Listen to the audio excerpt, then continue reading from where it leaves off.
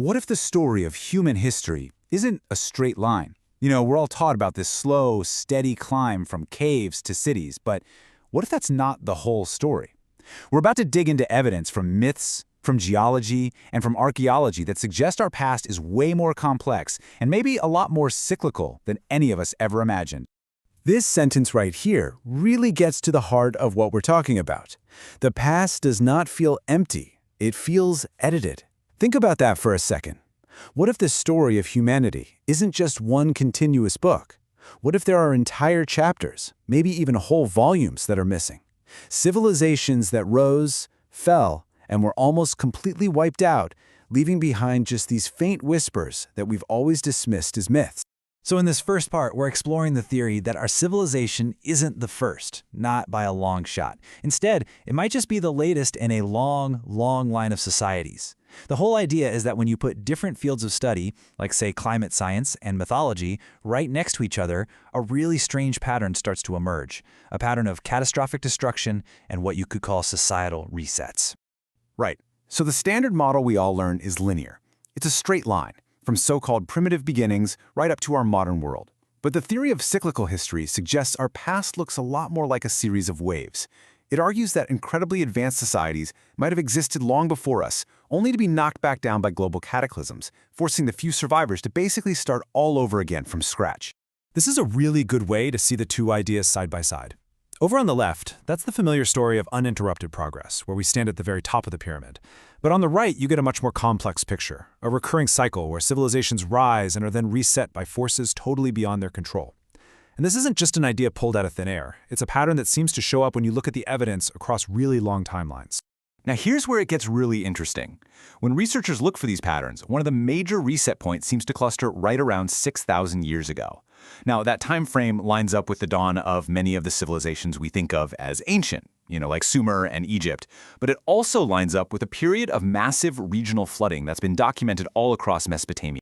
But if we go back even further, a much bigger, much more dramatic reset pattern seems to appear. This one clusters around 12,500 years ago. And as we're about to see, that date is not arbitrary at all. It corresponds to a period of absolutely immense and violent climate change on a global scale.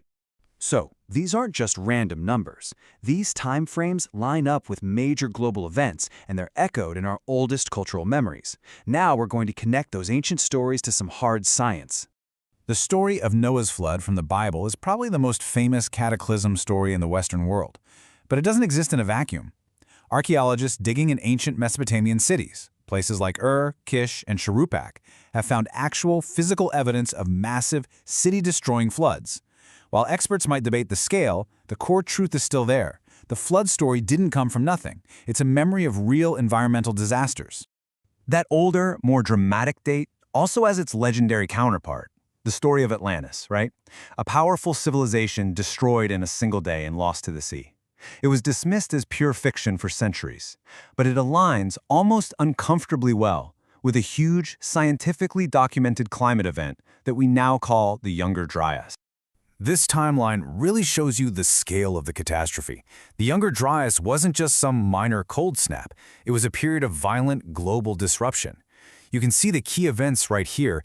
The ice core data from Greenland shows these sudden, wild temperature swings, which led to the rapid melting of massive ice sheets. And the result? A catastrophic rise in sea level that literally submerged coastlines all around the world, erasing any towns or settlements that might have been there. And this leads us to the next layer of evidence: actual physical structures that simply do not fit the official timeline. These are anomalies, carved in stone, that hint at a much deeper, much more advanced past. Göbekli Tepe, in modern-day Turkey, is over 11,000 years old, placing it firmly in that post-cataclysm era.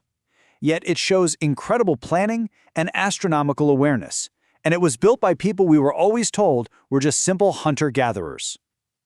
Then you look at Pumapunku in Bolivia and Baalbek in Lebanon, and you see these megalithic stones cut with a precision and scale that would baffle modern engineers, raising profound questions about the tools and the knowledge of their builders. And what about structures built for pure survival? In Anatolia, the same region as Göbekli Tepe, we find these vast underground cities like Derinkuyu, capable of sheltering tens of thousands of people along with their livestock. Why would a society put in such an immense effort to build these complexes unless they were getting ready for, or maybe recovering from, a long-term catastrophe on the surface? And these aren't just isolated structures. They're often complex calendars. From Stonehenge all the way to the pyramids of Mesoamerica, ancient cultures built massive observatories to track long astronomical cycles. This required generations of continuous observation, and it implies a deep memory and an understanding of time that goes far beyond the needs of a simple survival culture. And these memories of catastrophe are not isolated. As this chart helps to illustrate, stories of a great flood show up in cultures on nearly every single continent. From Mesopotamia to the Americas, the details might be different, but the core story is the same. A great cataclysm reset the world. The sheer number of cultures with this myth suggests a shared global memory of a very real event. So when you combine the geological evidence of the Younger Dryas, the impossible stone structures that defy our timeline, and these persistent global myths of a great flood, well, the official story of our past starts to feel a bit like a ceiling that was built just to keep our curiosity from climbing any higher. A new picture starts to form. The source material we've been looking at proposes this repeating pattern. First, advanced civilizations rise. Second, a global catastrophe strikes, whether it's from a comet impact, solar activity, or a massive climate shift. Third, the few survivors, stripped of all their technology and infrastructure, pass down the memory of what happened through stories that, over generations, become our myths and legends. And finally, memory is reset and the cycle begins all over again. And this leaves us with one final and pretty provocative thought. If the straight, simple line of history we were taught is incomplete, if the past doesn't feel empty but edited, then what crucial parts of our own human story are we still missing? What knowledge, what warnings, and what truths were left behind, buried under the water and lost in time?